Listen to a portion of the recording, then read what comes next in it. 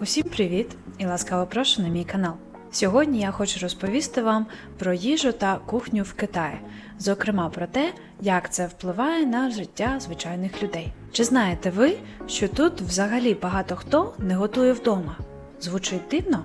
Тоді слухайте далі. У моїх колег іноді вдома навіть немає кастрюль або сковорідок. Цей факт мене дуже сильно здивував, коли я тільки приїхала сюди. Але з часом я зрозуміла, що для цього є дуже просте пояснення. Доставка їжі тут настільки доступна, що немає сенсу готувати вдома. По-перше, доставка – це не лише швидко, але й дешево. Обід із ресторану може обійтися дешевше, ніж приготувати його самостійно. Кур'єри доставляють їжу навіть у найвіддаленіші куточки міста. І все це за лічені хвилини. Єдине місце, куди вони не доставляють їжу, це, мабуть, якесь село в горах. Бо там більшість мешканців – це люди похилого віку, і їм це просто не потрібно. По-друге, навіть працюючи по 8 годин на день, не дуже хочеться витрачати свій час на готування. Тож люди тут віддають перевагу доставці. Або, якщо вони живуть разом з батьками, то зазвичай у таких ситуаціях вдома готує мати. Якщо подивитися з іншого боку, то невміння приготувати навіть якусь легку страву ставить тебе у позицію залежності від доставки, а іноді просто хочеться чогось домашнього, чи не так? Тож мені здається, що вміння готувати у якомусь сенсі робить тебе незалежною від інших. Ще одна причина – розмір кухонь у багатьох квартирах. Я думаю, це не відноситься до маленьких міст, а ось, наприклад, як у Шанхаї або Гуанчжоу, квартири часто дуже маленькі, а кухні там просто крихітні. Займати дорогоцінний простір плитою, духовкою та кухонним приладдям просто недоцільно. Окрім цього, приготувати щось у такій крихітній кухні – це ще той виклик. Цікаво й те, що тут культура спільного харчування дуже розвинена. Часто родини та друзі збираються разом в ресторанах або замовляють їжу на дом, щоб скуштувати різні страви. Це також значно спрощує побут.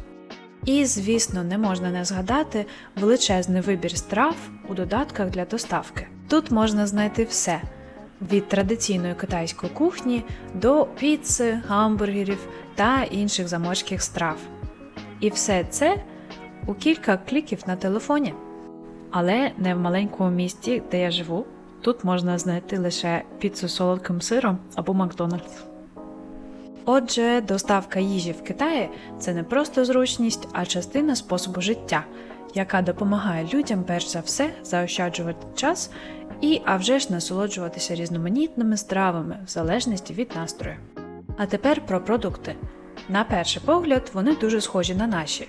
Наприклад, тут є молоко, м'ясо, хліб, але усе це під китайськими брендами, тож смак у них зовсім інший. Іноді схожий, але у багатьох випадках зовсім інший. Ось вам приклад. Молоко. Здавалося, що тут може бути не так, але смак іноді не той, до якого ми звикли.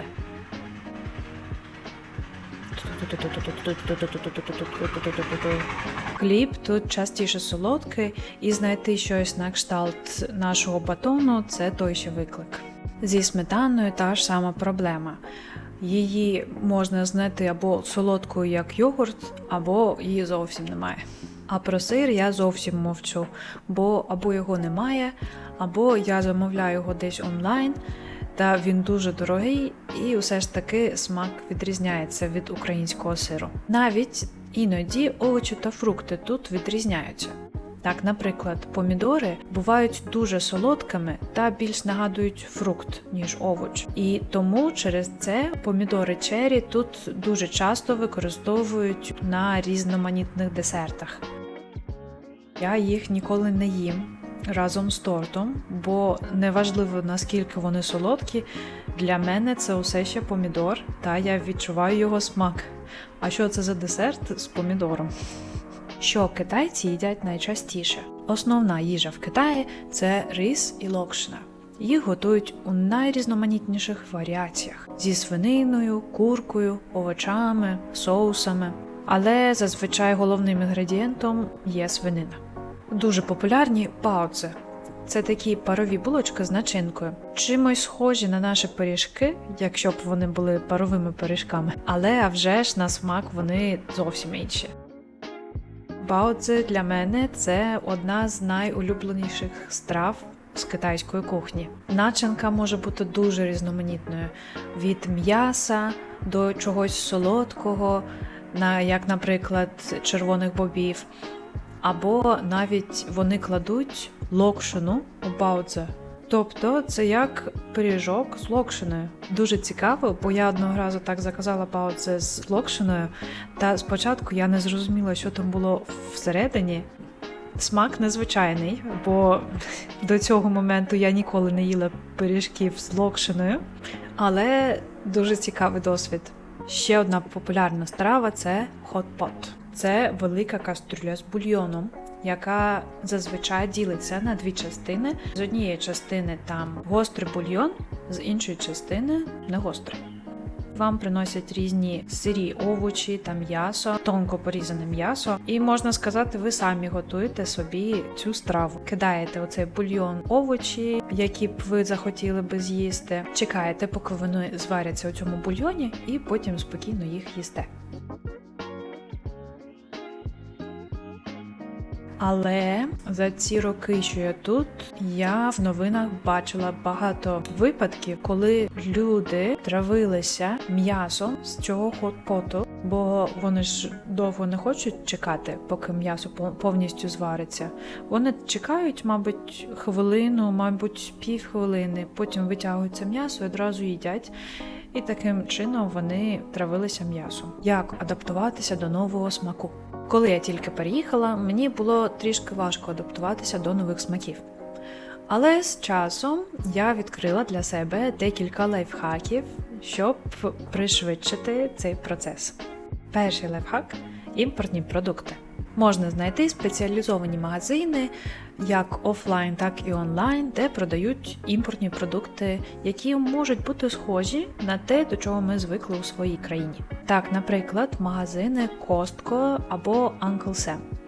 Але вони знаходяться, а вже ж, у великих містах. Тож до них ще треба доїхати, як для мене, наприклад. Вони дорожчі, а вже ж, бо це імпортні продукти, але хоч трішки дозволяють насолодитися знайомими смаками. Наприклад, я часто купую в таких магазинах сир, хліб або спеції, щоб у майбутньому вдома можна було б приготувати щось схоже на те, до чого я звикла у своїй країні. Важливо те, що навіть якщо ці продукти не такі ж самі, як ті, до яких ви звикли у своїй країні, усе ще можна, використовуючи ці продукти, вдома відтворити той самий смак, за яким ви скучили. Так, наприклад, зібрати усі ці різні інгредієнти, спеції, мабуть, замовити спеції десь онлайн з інтернету, з-за кордону, і потім це все поєднати та створити, наприклад, якусь новорічну страву. І ось таким плавним вступом ми переходимо до другого пункту – саморобні страви. Я почала самостійно експериментувати на кухні. Використовуючи китайські продукти, я додаю спеції та інгредієнти, які дають знайомий мені смак. Наприклад, використання домашньої зелені додає стравам більш звичні для мене нотки. Інколи мої страви виходили занадто гострими або навпаки прісними, але з кожною спробою я краще розуміла, які інгредієнти краще поєднуються та як вони взаємодіють один з одним. В результаті я змогла створити кілька нових для мене страв, які я достатньо часто тепер готую. Соціальні мережі. Чим більше я тут живу, тим більше нових додатків я для себе відкриваю. Соціальні мережі та різні додатки стали моїми найкращими помічниками, коли я хочу приготувати щось у китайському стилі. Вони допомагають знайти рецепти, дізнатися різні секрети приготування, а також поспілкуватися з іншими людьми та отримати від них пораду.